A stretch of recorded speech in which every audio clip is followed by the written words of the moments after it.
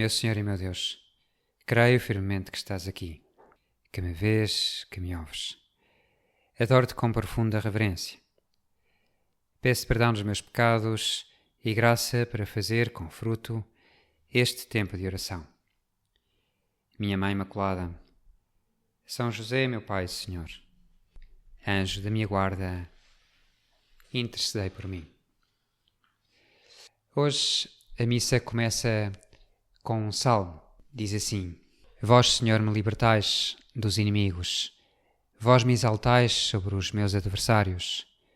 Vós me salvais dos homens violentos. Fala-se de inimigos, de adversários, de homens violentos. Efetivamente, na primeira leitura, vemos como o rei Nabucodonosor ameaça 3 jovens a prestar culto aos deuses e a adorar uma estátua de ouro que ele mandou levantar. E a ameaça consiste em lançá-los nada mais, nada menos do que numa fornalha, conhecida por fornalha ardente, porque aquece especialmente. A leitura é longa e parece-me que bem conhecida, pelo menos para aqueles que costumam ir à missa habitualmente, pois aparece algumas vezes esta passagem. E hoje o que a Igreja nos dá são pequenos troços, pequenos trechos que resumem.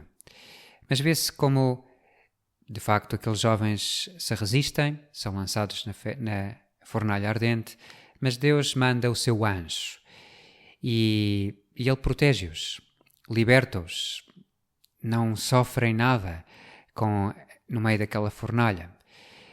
E o rei Nabucodonosor fica admiradíssimo e vai bem dizer a Deus, vai acreditar, vai ficar pasmado e louvar a Deus e quase como que reconhecer o seu pecado, a sua prepotência, e abandona-se, abre-se ao amor de Deus, ou pelo menos à fé. Há aqui uma afirmação explícita de fé. No Evangelho, porém, o que vemos é um grupo de homens violentos que desejam a morte de Jesus e que, pelo contrário, não manifestam nenhum tipo de abertura. É impressionante o diálogo que João nos transmite, porque nos diz como tu, Senhor, porque fazemos a nossa oração e olhamos para ti, como tu lhes lanças à cara o seu desejo homicida, querem matar-te. E eles não negam. Ao longo destes dias, desde que soube que tinha que pregar esta meditação, gravar esta meditação, fui lendo. Houve várias vezes que peguei no Evangelho ou nas leituras de hoje e as fui lendo para ver de que modo é que as pegava. E cada vez que peguei, que olhei para o Evangelho, senti a mesma coisa. Sempre que li estas frases de Nosso Senhor e dizer: Vós, porém, procurais matar-me ou quereis matar-me, eu quase como que esperava que eles se rissem, que se indignassem, que dissessem: estás louco, andas com manias de perseguição, ou que o ridicularizassem por isso, ao menos que negassem mas não, eles não negam que o querem matar. De facto, eles querem mesmo matar Jesus. Que se passa? Estão cegos, têm a alma fechada, são escravos da ira, servos da soberba, estão presos nas suas razões, sem razão, nas suas tricas, nas suas jogos de poder, e isso prende-os e leva-os a olhar: é preciso que este homem morra.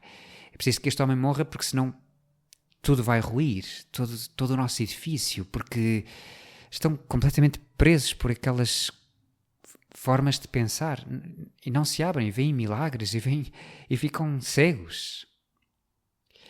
E aqui tocamos um tema que nos pode ajudar a rezar com a nossa vida e a não ficar só simplesmente por indignar-nos como é que é possível que haja homens assim. Jesus diz que eles estão escravos do pecado, que o pecado escraviza, que retira a liberdade. Talvez ajude, acho que ajudará certamente, lermos o Evangelho, que diz assim: Naquele tempo, dizia Jesus aos judeus que tinham acreditado nele: Se permanecerdes na minha palavra, sereis verdadeiramente meus discípulos. Conhecereis a verdade, e a verdade vos libertará.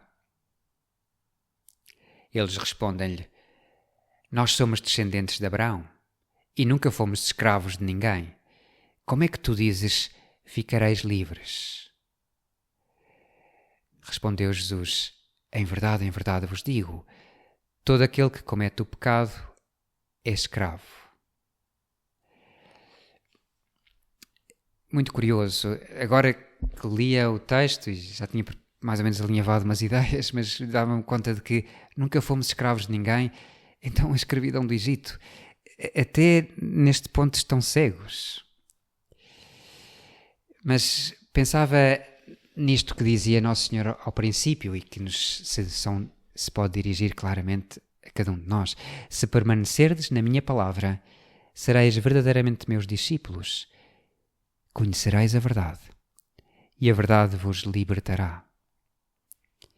Como padre, tenho visto tantos casos destes e é maravilhoso. É extraordinário. É de facto uma das coisas bonitas de ser padre, é ver como tanta gente se liberta e fica tão transformada. De repente estão livres, sentem-se tão bem, que paz. E olham para trás e a pessoa não se reconhece. O que é que se passava comigo? Como é que eu não via que isto não me fazia bem? Como é que eu pude estar tão cego? E podem ser coisas mais graves ou menos graves.